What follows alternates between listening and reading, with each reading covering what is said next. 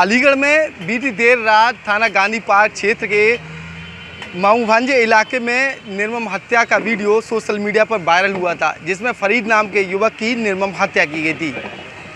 जिसका video social media पर viral होने के बाद तमाम पुलिस फोर्स वहां तैनात कर दी गई। सुपुर्द खाक जो फरीद का जनाजा है उसे किया गया। उसके बाद तमाम समाजवादी पार्टी के नेता वहां पहुंचे और अलीगढ़ के एडमिनिस्ट्रेशन से उनकी बातचीत भी हुई। तमाम जो मांग थी वो पूरी भी करने के वादे किए गए, साथ ही मुकदमा भी दर्ज किया गया। तमाम और क्या कुछ जानकारी इन सारी बातों को जानते हैं समाजवादी पार्टी के जो वरिष्ठ नेता हैं अजू इसाक साहब, उनसे मुलाकात करते हैं। क्या कहेंगे इस मामले को लेकर? देखिए, हम लोग लगातार ये बात कह रहे हैं कि उत्तर प्रदेश के अंदर भाजपा जो है वो संविधान से नहीं चलना चाहती है, और इनका जो आरोप है कि वो आदमी जो रोटी बनाता था उसे इन्होंने चोर बताया, इनको लगा कि चोर है तो ये पुलिस में दे देते।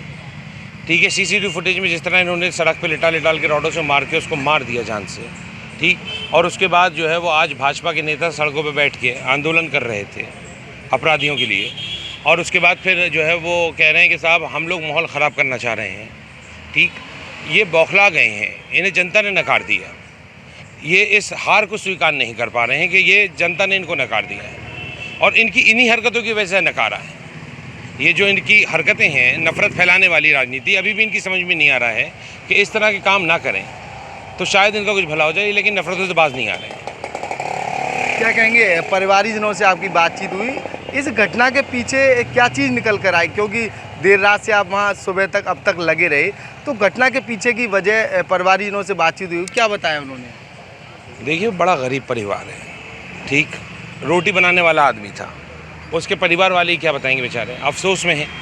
ठीक, दूसरा वो तो अपने रिश्तेदारों से मिलने के लिए पीछे रंगरेजान मोहल्ला वहाँ पे जा रहा था। अब कलम भी उनकी है, सियाही भी उनकी है, जो चाहे वो कहानी लिख लें, लेकिन हमें पूरा संविधान पे भरोसा है कि हम लोगों ने जो एफआईआर दर्ज कराई है उसके बिना पे सब लोग जेल जाएंगे। जिन्होंने कानून को अपने हाथ में लिया वो लोग भी जेल जाएंगे। अब तक कितने उन लोगों लोग पर से कार्रवाई हुई? अभी तक 6 लोगों को इन्होंने पकड़ के जेल भेज दिया, बाकी जो नामजद हैं उन लोगों के ऊपर भी कार्रवाई होगी। भाजपा क्या मांग कर रही है? भाजपा ही कह रहे हैं कि जो दोषी हैं उनको भी छोड़ दो। जो संविधान की धज्जियां उड़ाने वाली बात है, उनकी वीडियोज़ अवेलेबल हैं, आप पढ़िए कि जो है वो जिस तरह के मतलब नारे लगा रहे हैं वो, ठीक है, वो खुलेआम संविधान की धज्जियां उड़ा रहे हैं और सुबह से सड़क जाम करके बैठे हैं। मैं प्रशासन से मांग करूंगा कि जिन्होंने सुबह से रास्ता जाम करके बैठे हुए हैं उन लोगों के खिलाफ मुकदमा दर्ज करा जाए। जैसे ये बताइए, जिस तरह से ये घटना हुई है, कहीं ना कहीं सड़क पर जो घटना हुई है उसका वीडियो वायरल हुआ है, अगर वीडियो वायरल ना होता तो क्या रहता? देखिए, आप अभी भी समझिए कि ऊपर वाले के यहाँ देर है अंधेर नहीं। इनको जो मुँह की मिली है अभी चुनाव में, ये ऊपर वाले की लठ है। और दूसरा कि जो है वो जो वीडियो वायरल हुआ है, अगर ये ना होता तो ये अपने झूठ को इतना गाते कि सच लगने लगते लोगों को। तो आज इनके झूठ पे भी पर्दाफाश हो गया कि उसका पूरा वीडियो वायरल हो गया है, तो ये बहुत करम है ऊपर वाले का। एडमिनिस्ट्रेशन से बातचीत हुई आपकी, तो क्या मांग आपके द्वारा रखी गई है? अलीगढ़ एसएसपी और डीएम अलीगढ़ से क्या मांग रखी गई है? देखिए, हम लोगों को, हमने डीएम साहब से और एसएसपी साहब से ये कहा था कि पहले जो है वो डे लाइट में पैनल बना के वीडियोग्राफी के साथ पोस्टमार्टम होगा। दूसरा कि जो तहरीर परिवार देना चाहता है वो तहरीर दी जाएगी, उसके ऊपर मुकदमा होना चाहिए। जो लोग दिखाई दे रहे हैं सीसीटीवी कैमरे में उन्हीं को नामजद करा गया है और वो जेल जाने चाहिए। दूसरा, परिवार को जो है वो आर्थिक सहायता सरकार की तरफ से मिलनी चाहिए, क्योंकि एक तरफ कहा जा रहा है कि हम मॉब लिंचिंग के खिलाफ कानून लेकर आएंगे और एक तरफ मॉब लिंचिंग हो रही है, तो गृह मंत्री के भी जो है वो सवाल उठता है कि उनकी कथनों और करनी में कितना अंतर है। बाजार वगैरह बंद कर दिया गया है। बाजार बंद करा है भाजपा ने, भाजपा के लोगों ने आज पूरी गुंडाई करी है अपनी, ठीक, और आज उन्होंने जो है वो पूरी अपनी ताकत दिखाने का काम करा है वहाँ पे और माहौल ख़राब करने का काम किया है। पुलिस से नोकझोंक वगैरह हुई है, तो उनके लिए मैं आपसे क्या कह रहा हूँ, पुलिस का सम्मान वो करेगा जो संविधान में यकीन रखता है। ये संविधान के दुश्मन हैं, ये बाबा साहब भीमराव अम्बेडकर को पसंद नहीं करने वाले लोग हैं, समझ रहे हैं? ये लोग भाजपा जो है वो नहीं चाहती है, ये इनकी करनी है जो दिखाई दे रही है। तो क्या लग रहा है जो ये घटना हुई है इसके पीछे की वजह क्या रही है? अब तक जो माहौल निकल कर आया है सामने, मैं बता दूं, तमाम रात से अब तक ये सारी चीज़ें हुई, तो घटना के पीछे की वजह क्या है? 2024 के चुनाव ने भाजपा को ये समझा दिया कि आज हिंदू भाई भी इनके साथ नहीं है। आज भाजपा अकेली खड़ी है। तो ये माहौल ख़राब करने के